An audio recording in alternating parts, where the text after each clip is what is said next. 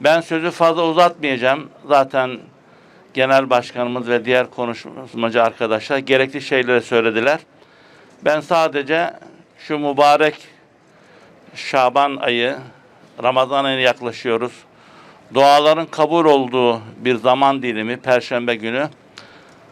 İslam'a, dünyanın neresinde olursa olsun, İslam'a, Müslümanlara, insanlığa zulmeden bu zalimleri, bu kafirleri Allah'a havale ediyoruz. Rabbim hepsini kahru perişan eylesin. İslam'ı ve Müslümanları ve mazlumları halas eylesin. Rabbim vatanımızı, memleketimizi, milletimizi, dinimizi, devletimizi muhafaza eylesin. Ezansız bırakmasın, bayraksız bırakmasın. Zarar vermek isteyenlere Rabbim fırsat vermesin. İçinde bulunduğumuz bu salgın hastalıktan da Rabbim vatanımızı, milletimiz, bütün insanlığı bir an önce halas eylesin. Hastalara acil şifalar, vefat edenlere de Allah'tan rahmet diliyoruz. Kalın sağlıcakla. Teşekkür ediyorum. Allah'a emanet olun. Şeytanirracim. Bismillahirrahmanirrahim. Hepiniz hoş geldiniz. Ortak bir duygu ve düşünceyi ifade etmek için buradayız. En ihlaslı dualar katına ilhak olur ve Rabbimiz dualarımızı kabul eder inşallah. Bizler insanlık hareketiyiz. Adem'in çocuklarıyız. Biz El-Vedud olanın bahşettiği aşkla yaratıldık. Mayamızda büyük insanlık ailesi olmak var. Varoluş nedenimiz insanlık değerlerimizi paylaşmak. En güzel ahlaka sahip olmak.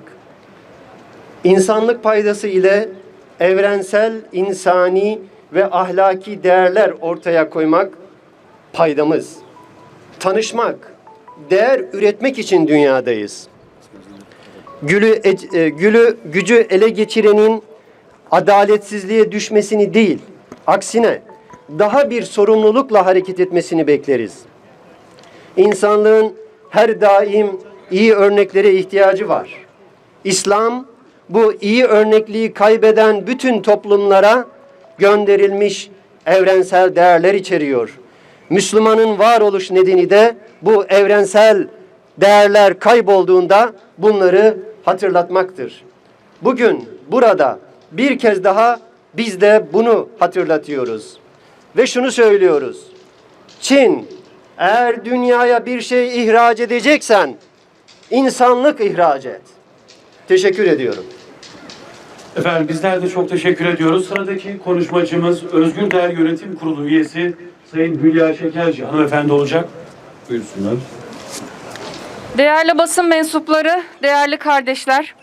Öncelikle ben Doğu Türkistan'da soykırıma uğrayan Müslüman kardeşlerimizin haklı mücadeleleri için yaptıkları direnişi gerçekten çok önemli olduğunu düşünüyorum. Allah kendilerinden razı olsun. Çünkü Amerika kadar, Rusya kadar büyük bir emperyalist olan Çin'in karşısında dünya sustu. Evrensel insan hakları denilen, evrensel insan hakları mücadelesi yaptıklarını iddia eden uluslararası kurumlar sustu. Müslümanların bir araya gelerek, İslami ifade edilen devletlerin bir araya gelerek, böyle bir iddiaya sahip olan devletlerin bir araya gelerek kurdukları teşkilatlar sustu. Ekonomilerini düşündüler, dolarlarını düşündüler, petrollerini düşünüyorlar ve bu nedenle Çin'in yaptığı zulme, Müslüman kardeşlerinin yaptığı soykırıma sessiz kalıyorlar.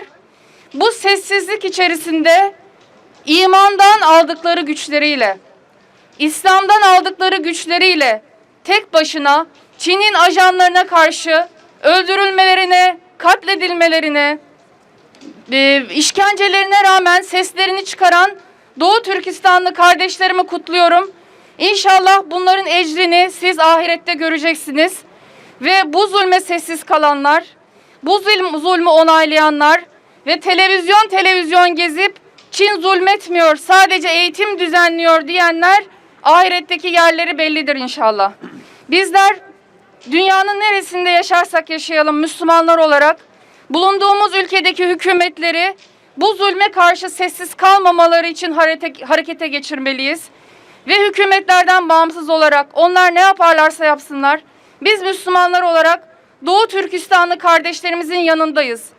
Hitler'in Nazi zulmü döneminde ne kadar Hitler güçlü olursa olsun, Nazilere ne kadar büyük zulüm yaparsa yapsın, sonunda bugün Nazi zulmünü konuşuyoruz ve bu zulmü lanetliyoruz. Bir günde çok yakında inşallah Çin'in zulmünü hep birlikte lanetleyeceğimiz ve inşallah Doğu Türkistanların kendi dillerini rahatlıkla konuştukları, dinlerini yaşadıkları, namazlarını kılıp oruçluklarını tuttukları bir güne inşallah uyanacağız. Hepimizin duası bu.